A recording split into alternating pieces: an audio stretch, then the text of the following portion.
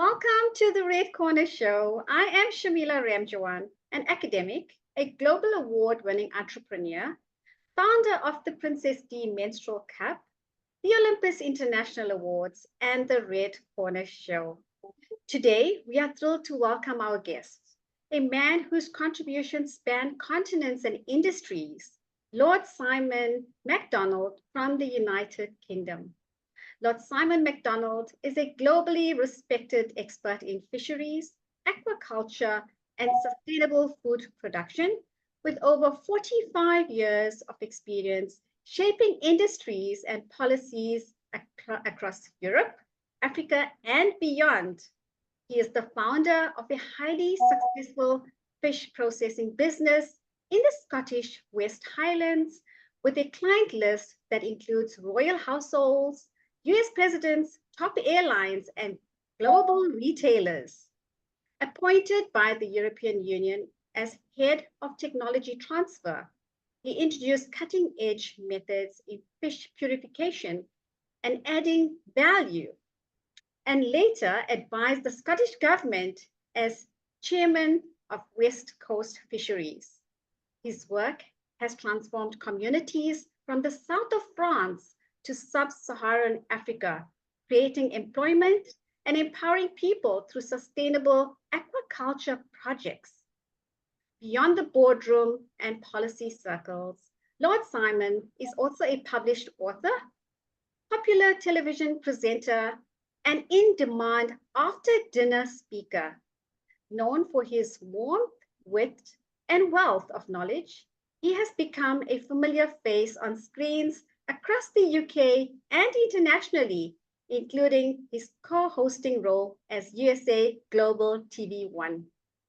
Lord Simon, welcome to the Red Corner Show. Well, thank you very much. My goodness, what an introduction. What can I say? I feel very humbled to be here.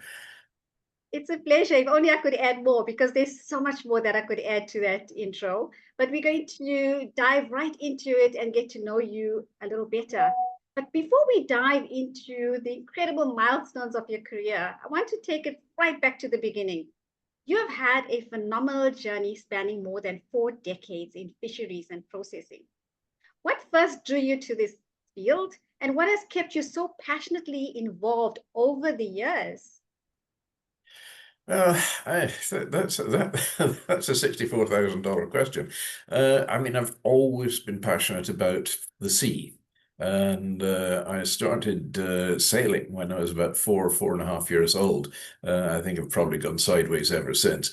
But the sea has always been a great passion of mine, and I've enjoyed everything that you can do on the sea. In fact, I even was at sea for a spell in my life as well, 6.5 years in marine rescue, mostly working up in the Arctic, initially as a navigation officer, and then finished up as commander of the rescue ship and patrolling generally Arctic waters. So it's a bit cold up there, and I did get used to it. But then the west of Scotland can be a bit cold as well, I suppose. But anyway, at the end of my spell with them, I decided to come ashore, and I was living in a pretty little village in the West Highlands, and so it was strong fishing community, and I got very interested in what they were doing and looking at the pitfalls and the problems of the fishing industry, and the rest is history, as they say. I like that. I like the rest is history.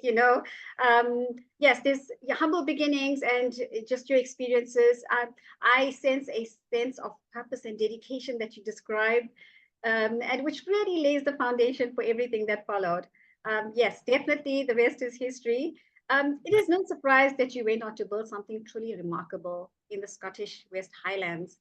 Now, you built a fishing processing business. I want to hear about that. It sounds very interesting. And that ended up serving royal households, the US presidents, major airlines. Maybe you can share some of the airline information, and global retailers. Now, that is quite an elite and huge portfolio. Can you share one or two defining moments from building that enterprise, whether a breakthrough or a challenge which tested you? Yes, I mean where I lived at the time, I mean it was quite a remote area where I set the business up. And when I say remote, I mean it would cost me phew, 5 liters of petrol to go and buy 1 liter of petrol. So it was it was a long way to the nearest bank, supermarket, or petrol station. So that was pretty remote, but a beautiful area as well. And I was looking to have a business that would create local employment, but would be capable of keeping us working all the year round and not too weather dependent.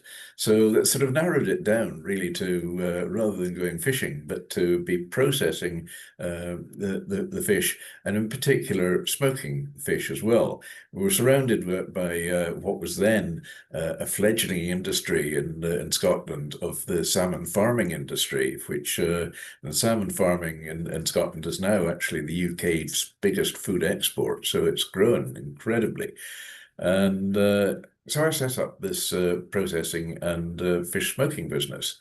And then it sort of expanded a bit. I was looking the difficulties, of course, being a remote area, which was actually a good selling point because of the purity of air in the West Highlands, where the hills bow down to the sea and all the rest of it. So that actually helped sell the product. But the competition is very stiff, in particular in food smoking. So I started doing unusual things as well. It was a time when exotic fish were becoming quite popular on restaurant menus. I bring exotic fish from all around the world and smoking those and taking them to the top restaurants in the UK. So that worked. And then suddenly thought, wow, alligator. Somebody we had a dinner chat we were having with some friends, and they said, "Why don't you smoke an alligator?" And I thought, well, that's a good idea. So, hey presto, I managed to source an alligator farm in Louisiana, who sent me a sample of the alligator and experimented with it and came up with a good sizable product from it. And before I knew it, we were actually doing about 7.5 tons of smoked alligator a year, of which 60% I was sending back out to Louisiana again. So marketing's a bit of a sport, and I find it's good fun and entertaining. So that was it. So the business grew, name got bandied about. I won quite a few awards, and I was aiming at the very top end of the market. It's easier to start at the top and work the way down than start at the bottom and work the way up again. So that was my theory, and it seemed to work. And before I knew it, I was getting requests to supply into various royal households, and I think it was 5 altogether, including our own one in the UK. And I've actually made some interesting friends along the journey as well. So that was it. And then in the airlines, it was British Airways approached me and asked me to supply them with smoked scallops or clams. And I said yes, but for first class or Concorde only. And they looked at me and said, well, this is British Airways. People kill to get contracts with us. I said, I have my standards as well. And they thought about it. They went away and they came back to me the next day and said, I like your style. You're on. So that was it. 23,500 smoked scallops per week to British Airways for first class, and 1,500 king scallops to Concorde. Well, Concorde was only one class, but it gave me pride saying I've got faster food than the other McDonald's, because at 1,500 miles an hour, that's about as faster food as you're going to get. So it was, it was a great privilege and an honor to be able to supply Concorde. And other products I did something, I smoked cream cheese, because all the books said it was impossible to smoke cream cheese. So I did it. And Concorde picked up on that one. So they had that on board as well. And that carried on right up to the day she stopped flying. So I feel that day was actually quite a sad day, because civilization almost took a step back when Concorde came out of the air. So there we are. The business grew, and it developed all sorts of facets and got me into television work as well, because of smoking unusual things. People wanted to know about it. So, and I've always been passionate about cooking, so it all just two and two came together. Incredible journey. But what's really intriguing is I need to know, when you say smoking and smoked fish, what's the process? Just very quickly, what is the process? Well, fish comes in, it gets filleted out. It's checked for quality. Anything that's not 100% right for me gets rejected. So then it's filleted out or prepared, depending on which way you're smoking it. Is it cold smoke or roast smoke? Then it's in the case of salmon, the sides of salmon are salted down for a number of hours and with a mixture of salt and cane sugar, and then they're washed down, hung to dry for a few hours, and then put into the smoker and smoked again for a few hours and brought out. The temperature control is absolutely critical right through it as well. But then it's brought out, settled, then all the final pin bones are taken out and it's sliced by hand, packaged, and off to the customer.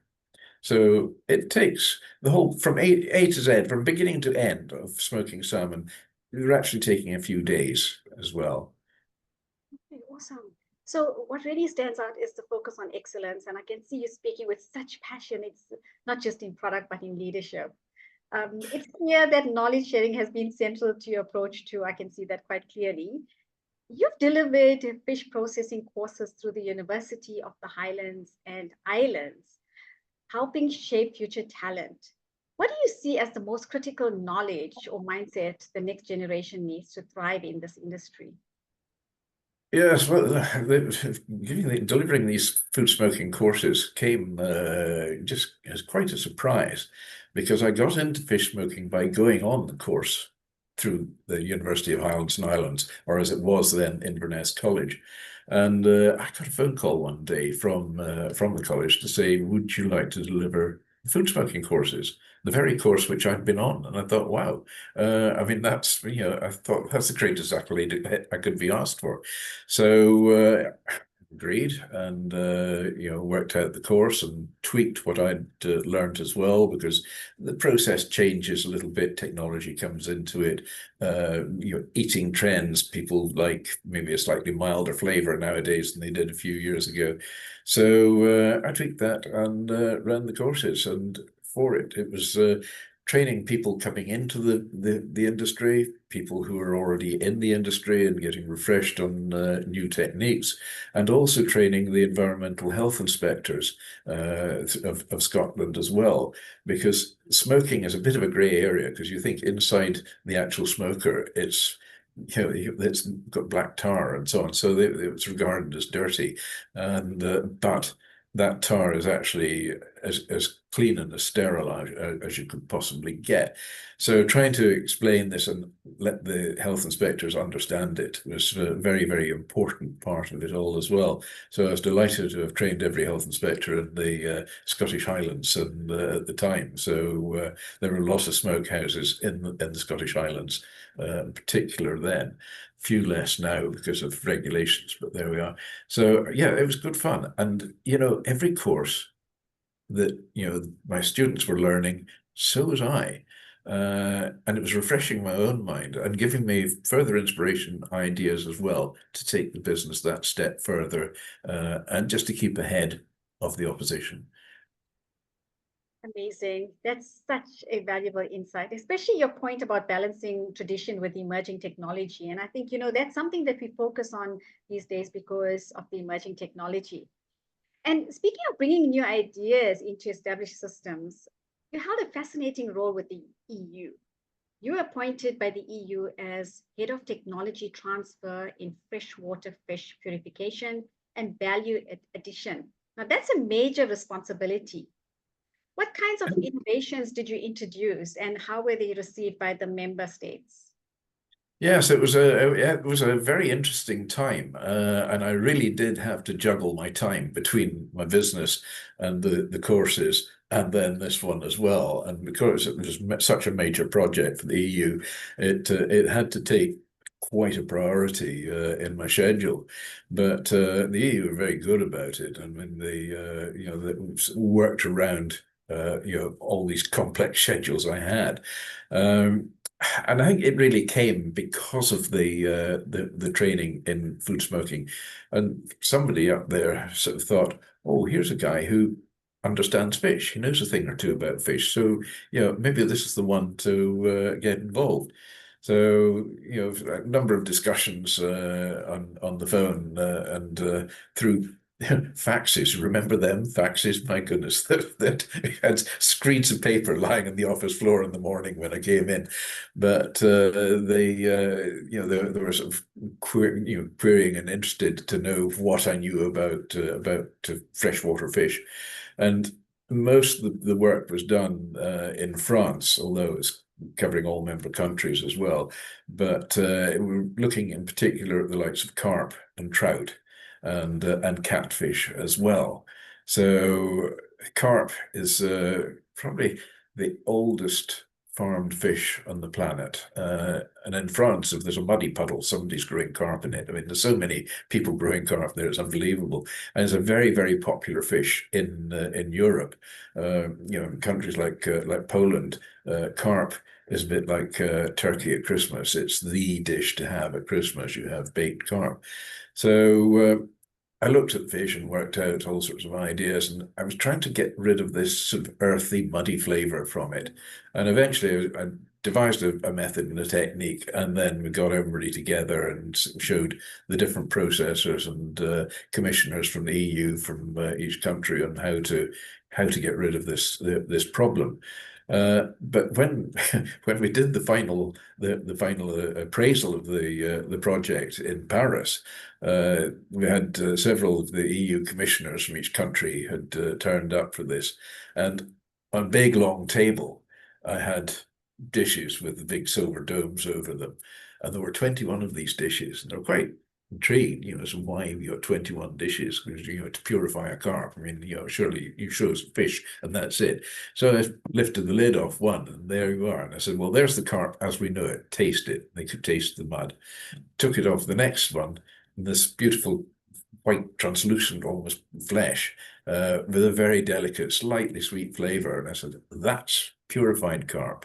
I said, now we go on to the next one. And I had carp tasting of everything from strawberries to cabbage to carrot, you name it. I mean, I came up total of 21 different flavors of carp.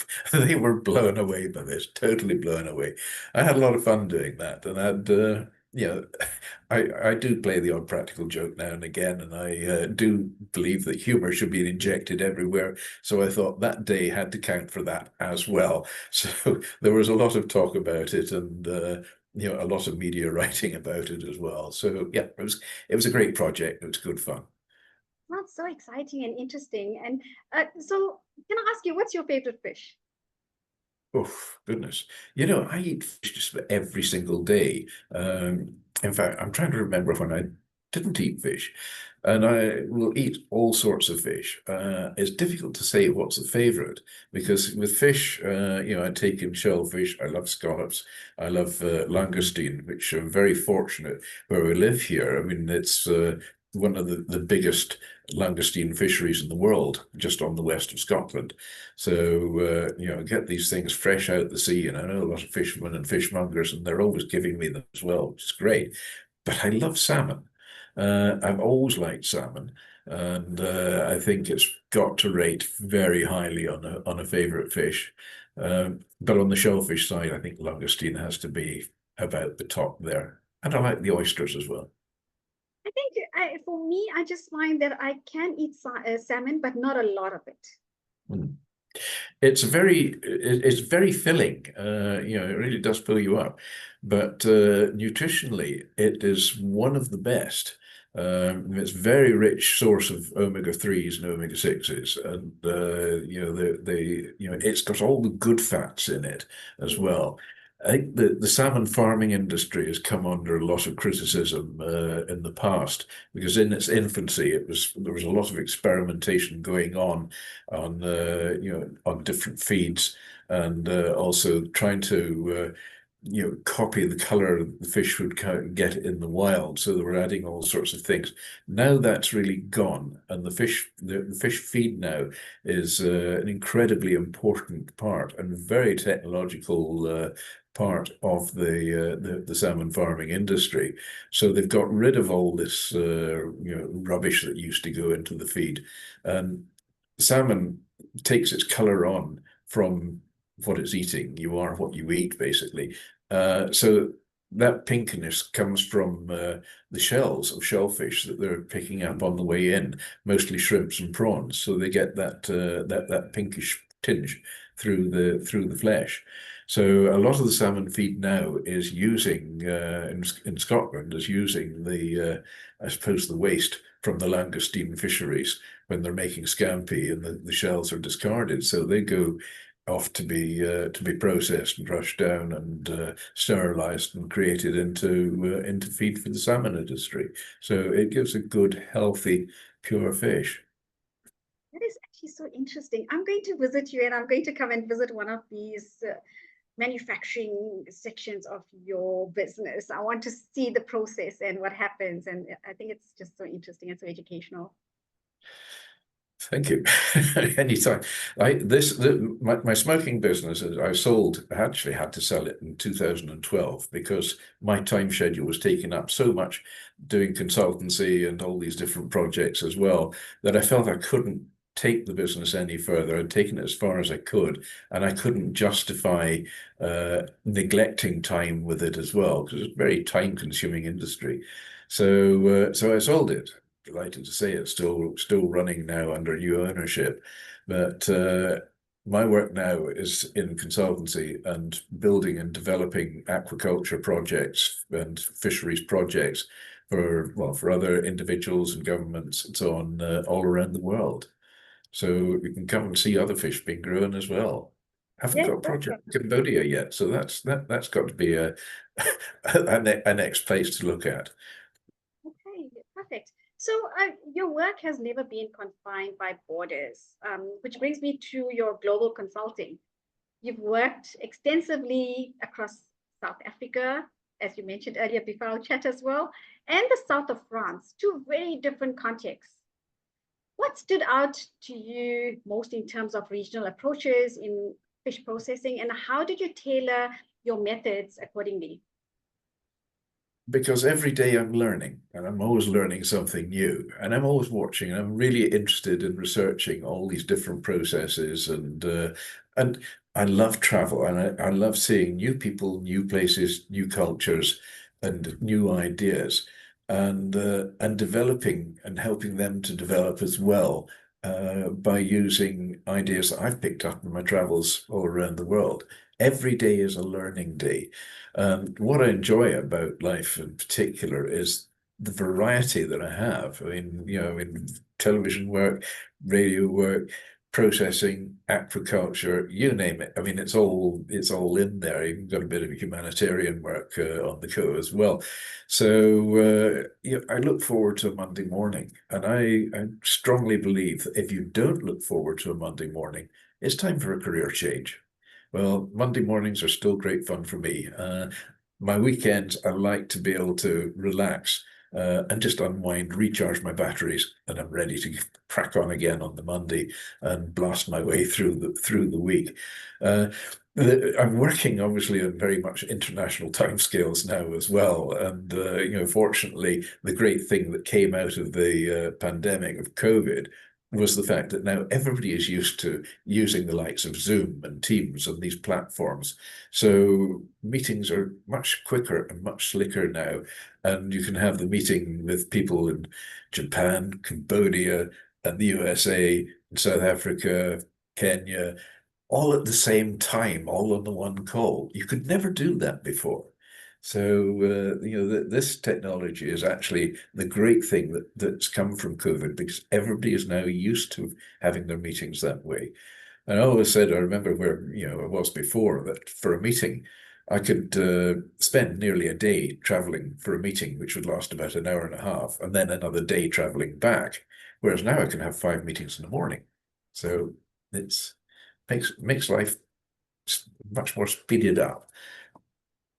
Yes, for sure.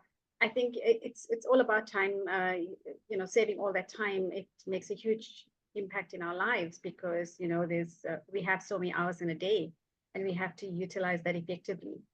So just back to your large scale aquaculture and processing projects across Sub-Saharan Africa, I'm very keen to know about that. Mm.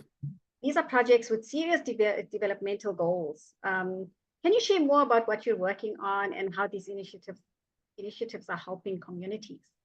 Yes, I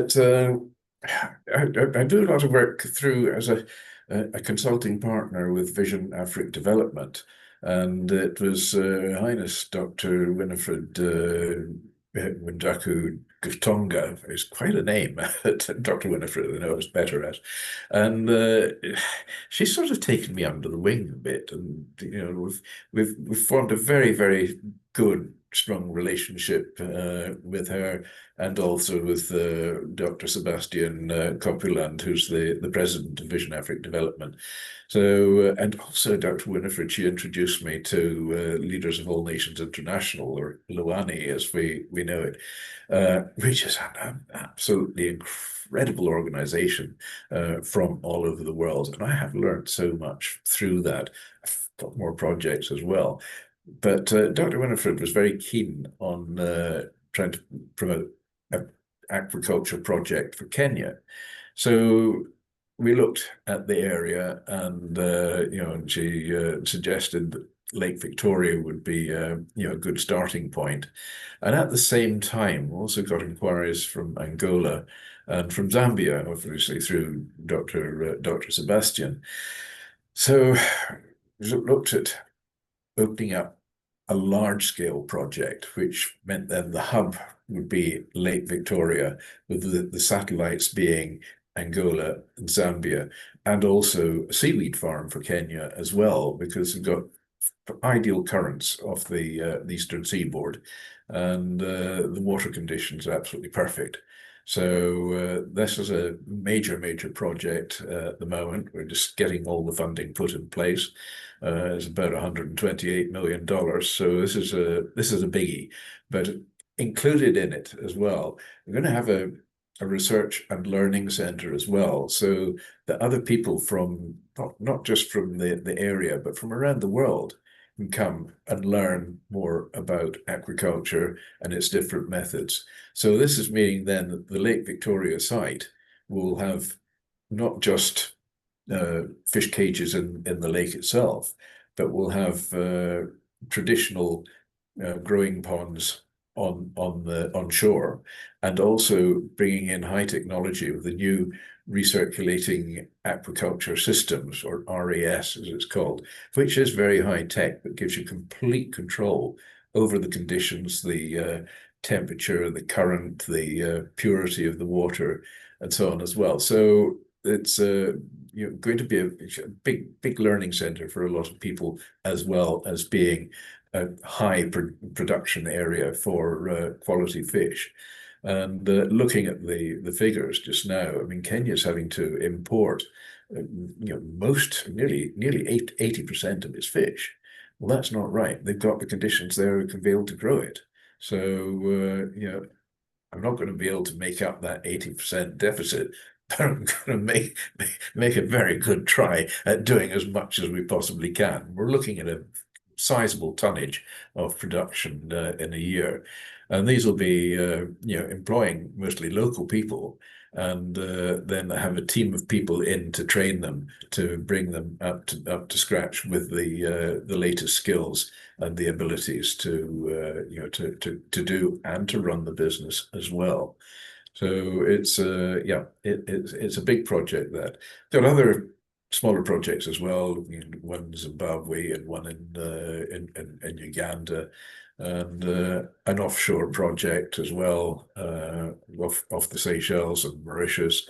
So spreading the wings and expanding the work, and spreading the word. And what my personal aim and goal is for that is not to satisfy myself, but it's to satisfy those that are within the industry, to grow the industry, to empower people, empower communities, and to create employment, in particular when in areas where employment is not so good. I absolutely love that, and it's truly inspiring and uplifting to hear how your work is creating jobs and long-term sustainability in those regions, and focusing on Africa. I love that. So, what's equally impressive, you mentioned so much about Africa and your projects, and I can hear the deep passion and the knowledge as well that you're sharing with all of us today. I want to get into media. So, many people know you from your television appearances, from cooking and wine pairing. We talk fish, we talk food, we talk dinner, to cultural programming. So, what inspired you to get involved in broadcasting, and how has it complemented your professional journey? Now, going from fish to media, I want to hear about that merge. Yeah, that sort of came about by accident, I think, because I mean, harking back to the days of my my fish smoking processing organization, because I was working with unusual products, unusual fish, alligators, kangaroos, ostriches, all sorts of strange things. Are certainly strange to Scotland. Uh, People said, "Okay, we've tried, we liked, but what do we do with them? How do we cook them?" Well, I mean, I'm passionate about taking everything from the egg to the plate, and it's important because producing food, you can produce as much food as you like, but you've got to know what you can do with it, and then educate people in how to prepare it and how to cook it. Fortunately, I enjoy cooking. I enjoy my food, and it shows these days, unfortunately. But there we are. It's one of the perks of the job. But the cooking side of it, I thoroughly enjoyed, and it was one of the popular morning television shows in the UK. Picked up on this and invited me into the studios to one morning to do a piece and show how to cook this, that, and the next. So I did that, and the producer came along to me after the show and said, "I like your style, I like the way you made fun with it, and the enjoyment." And so we've actually had a few phone calls with people really interested. So I thought, oh, right, okay. So I got invited back. And then it turned in this was this morning program on the UK, which is one of the biggest of the morning shows. And I finished up having to do a 6-week stint on that. Different things each day. So from there, I got picked up by other stations, and so as they say, the rest is history again. But more recently, USA Global TV picked me up, and I did a series of six shows with them, cooking with fish. Uh, a previous series I did for Sky Television as well was actually, we filmed it all in Portugal, and that was pairing the wines to the local foods as well. So it wasn't all fish; a very large part of it was. So anyways, USA Global TV, we did the 6-part series, and then the producer said, would you like to come along and co-host on a new program we've got starting, which is the new UK News and Culture? So I thought, yeah, okay, I'll do that. So suddenly I was co-presenting this show. So with that, rather than doing food, I was doing all sorts of other things and going back through the history in of Scotland. Right back to Mary Queen of Scots. In fact, going back to Neolithic times as well, where I live, we've got a lot of these standing stones, and it's historically a very important area, dating back over 4,500 years. So we had an interesting piece I did on that, and all sorts of little pieces like that. Each week I'd have some gems on that. So anyway, so that the show eventually ran its course, and more recently, now I've been invited to have my own show, USA Global TV. So we're at the stage just now where we're organising sponsors for the show, and I'm also, more importantly, trying to organise time because you know what you're like. You have a schedule which you must meet. The show must go out at a certain time each week, and it's a live show, so you got to be there. So juggling time to work that one out has been an interesting challenge, shall we say? Wow, I like the different things that you do, and you clearly brought knowledge, humor, and heart to every platform you touch. And this is why you're such a celebrity. People want you. They want your voice. They want your personality, and they want you to work with them. So I just want to talk a little bit about the policy work that you did.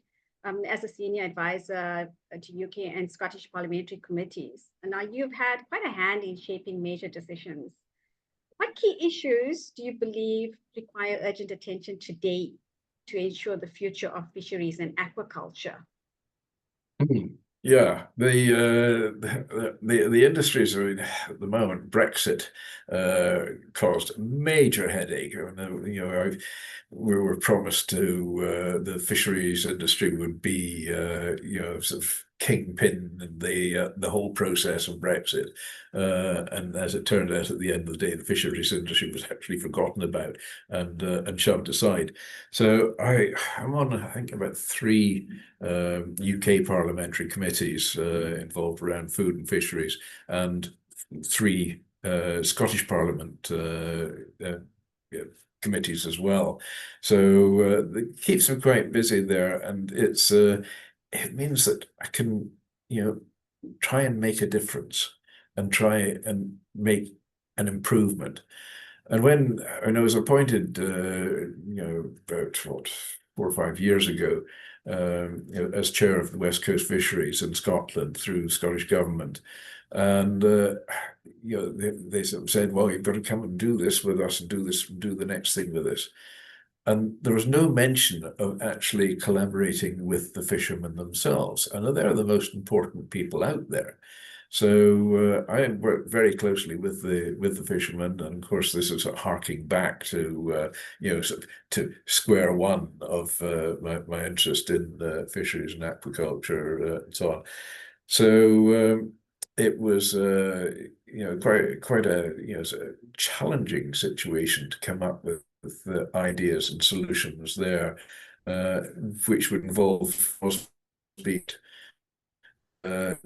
Is so careful that you don't change it the wrong way, and you put nothing personal into it. This is an industry made by fishermen, born by fishermen, and for the fishermen, but it is also to feed the country, and to feed the country responsibly and sustainably.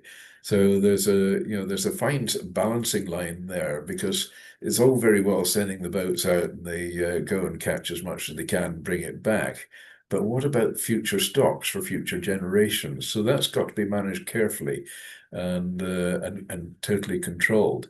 So there's you can't please all of the people all of the time, but you can make a darn good try at it, and that's what I did. So I had a 3-year contract to resolve the issues within the industry, and it certainly made a difference. So I'm told, and a positive distance, so I'm told as well, which I think that's okay. I've done my job properly. But it's an evolving situation. The fleet's having difficulties just now. There's just been the recent trade deal talks with the European Union again, which is bringing us a little bit more into the EU. But there's a lot of issues at stake here with the number of EU boats that are allowed to fish up to our shores in UK waters, which is causing a lot of problems, a lot of conflict, and a lot of the industry, in particular the fishermen, are saying this will finish the industry. So not if I can help it.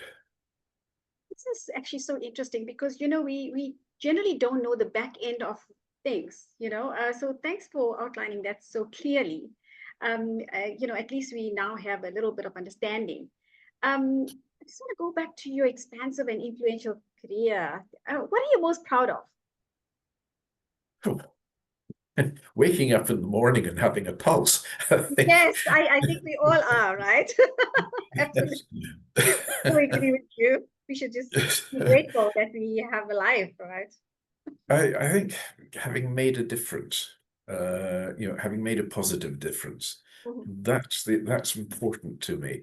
To give, I mean, what I'm trying to do in Africa is give communities and people empowerment and give them the confidence, the capability, and the skills to succeed and to progress. So, and if I see somebody that I've trained and suddenly they've got a business out of this and they're doing very well, that makes me very proud. That's great. You know, I wish everybody was like that. We should be. I don't see why not. I mean, Yeah. at the end of the day, we've got to look after each other. Yes. But I mean, my passion for Africa comes from those 5 glorious years when I lived in Knysna in South Africa. And I got off the plane and I looked around and I was being driven the 5 hours from Cape Town through to Knysna. And I looked and I said, goodness, I mean, this is first thought, this is Scotland on a vast scale. And then I thought, a few days in, I mean, this really is a continent and a land of opportunity. And it's been passed over and neglected. And it's needing expertise from all areas to come in and help the continent along. It's a great place. The resources in Africa are just incredible. I mean, there's probably more resources there than any other continent or any other country in the world. It's fantastic opportunities there and wonderful people as well, and people who are prepared to listen and they believe and they are prepared to make things work. So yeah, that's why Africa has become quite a passion of mine. Yes. My beautiful country, South Africa. Lord And you Simon, have better weather than the west of Scotland as well. Although just now we've had just over a month of absolutely glorious weather. great. I'm actually heading back to South Africa in a few weeks' time, and I'm going into midwinter. So you can imagine going from 35, 40 degrees in Cambodia to South Africa, and it's midwinter. So that's going to be a huge change. But I'm looking forward to it. Lord Simon, what a powerful note to end on, talking about South Africa. Your story is filled with action, wisdom, and impact. And it's been such an honor chatting to you on the Red Corner Show. And I think we're going to chat more, probably have you again on the show because the time's running out.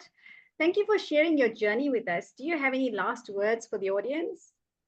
Yes, I think a saying which I've worked on for a while, and I think everybody should have it and bear it in mind, and that is, the sky is not the limit while there are footprints on the moon. Love it. Absolutely love it. Thank you so much, Lord Simon, for being a guest on the Red Corner Show. To the audience, thank you for watching, and I hope that I can also interview you on my show. Please email redcornershow@gmail.com, and you too could be sharing your journey with us. Thank you so much. Take care, Lord Simon. Thank you. Thank you. Bye.